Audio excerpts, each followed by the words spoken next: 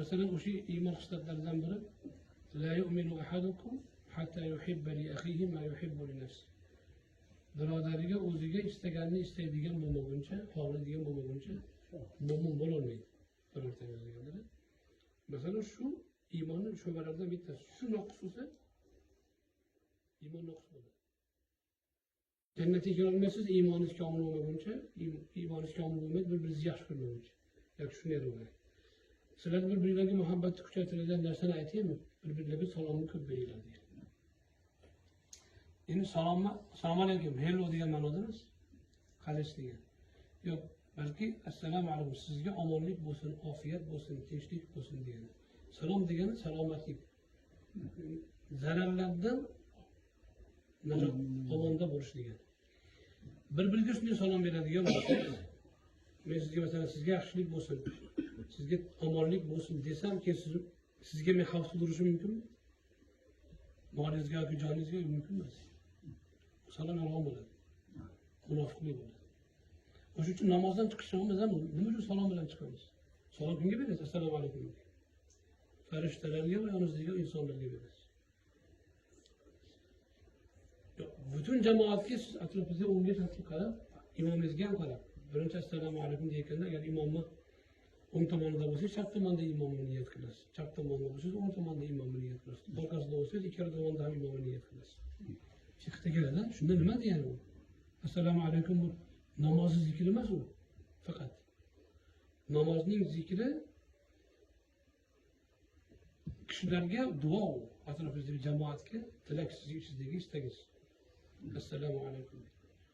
Xo'p, masalan sizga omonlik bo'lsin, sizga ofiyat bo'lsin desam, keyin bu yonimdagi odamni ziyonlantirishi mumkinmi? Keltilayotgan bo'lsam, salom yolg'on bo'ladi. Chunki buni ustida yozsam, chaqimchilik qilsam buni ustidan, yoki orqasidan bir ish ko'radigan bo'lsam, yoki pulni cho'zadigan bo'lsam, nafaqat xiyonat qilib olib qolish, haqqini cho'zadigan bo'lsam buni, yoki g'iybatni qiladigan bo'lsam, yoki yomonlik degan bo'lsam, men tilimdan omonat emas-ku bu. Bunga omonat tilaganim qaydan? Yolg'on-ku.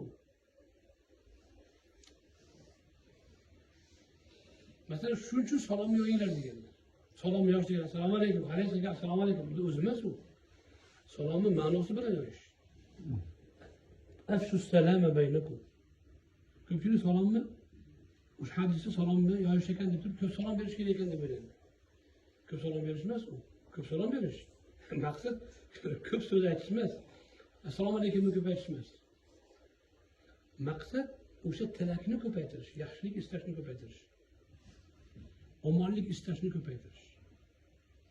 Masalan, siz aytaysiz-ki, bolangizga yoki otangizga, ota men sizga yomonlik ravo ko'rmayman desangiz, shu gapni aytishga tilingiz borgandan keyin ravo ko'rishingiz mumkin emas-da. Tushundingizmi? Siz birovga men senga yomonlik ravo ko'rmayman deb botinib aytsangiz, shu gapni haqiqatda ichingizda. Bu odamga yomonlik ravo ko'ra olmaysiz. Illa munofiq bo'lish kerak, o'ta ham ikiyuzlamachi, beyuz bo'lish kerak. Oddiy odam sizga yomonlik ko'rmayman, ravo ko'rmayman dedim, yomonlik ravo ko'ra olmaydi. Yomonlik ravo ko'rayotganlarga, yomonlik qilayotganlarga o'sha gapni ayta olmaydi. Oddiy inson yomon bo'lsa ham. Munofiq bo'lsa ham aytishmaydi. Mana shu assalomu alaykum o'zi musulmonlarni bir-biriga do'st tashlaydi. Do'st bir-biriga bir-biringizga muhabbat ko'paytiradi dedi. Bir-biringizni yaxshi ko'rmasa jannatga kira olmaysiz dedi. Jannatga kirishga muhabbatni shart qo'ydilar, faqat vosita. Shart. Vosita bilan shart farqi bor. Ham vosita, ham shart muhabbat. Bir-birimizni yaxshi ko'rishimiz. Vosita shuki, u bilan kelasiz jannatga, vosita boshqa ham bo'lishi mumkin. Qorin to'yg'izishga osh ham vosita, sho'ro ham vosita, dimlama ham, qozon-ko'p ham vosita bo'lishi mumkin. Lekin qorin faqat osh bilan to'yadigan bo'lsa, boshqa yo'l qolmaydi. Bir-biringizni yaxshi ko'ring, jannatga kirasiz demaslarda. Unda aytish mumkin ediki, yaxshi ko'rmasdan ham boshqa yo'l bilan ham kirsa bo'larmikin degan savol tug'iladi. Lekin o'shanga majol qoldirmasdan nima dedilar? Bir-biringizni yaxshi ko'radigan bo'lmaguncha jannatga kirmaysiz. Shart bu, bundan boshqa yo'l yo'q degan. Endi shunga vosita aytaymi sizlarga? muhabbatga yayadigan deb salom ko'paytirgan. Salomni keng yoyadi. Shuning uchun birinchi qo'yqanda ham salom berasiz, qaytayotganda ham salom berasiz. Namozdan chiqayotib ham salom berasiz. Namozdan chiqqaningizda yonidagi jamoatga imom butun jamoatga niyat qiladi. O'ng tomonda o'ng tomon deganlarni chap tomonga qaraganda chap tomondagilarni niyat qiladi imom. O'sha imomdan butun jamoat ziyon ko'rishi mumkin emas, yo ma'naviy yomon. Yoki o'sha imom orqadagi siz uni niyat qilayotgan paytingizda sizdan ziyon ko'rishi mumkin emas. Ko'ylak bo'lsa sizni salomingiz yolg'on, namozingiz riyokorlikdan boshqa narsa emas. Yoki taqlid, ko'r taqlid, nima qilayotganini bilmayotgan odam. Din agar mohiyat bilan tushunilsa, balki butun insoniyatga katta ne'mat. U noto'g'ri tushuniladi, noto'g'ri tatbiq qilinadi, yoki tushunilmaydi mutlaqo, keyin odamlar uni beganisilaydi. Masalan, iymon xislatlaridan bittasi o'sha 70 dan bittasi shu bir-birini yaxshi ko'rish.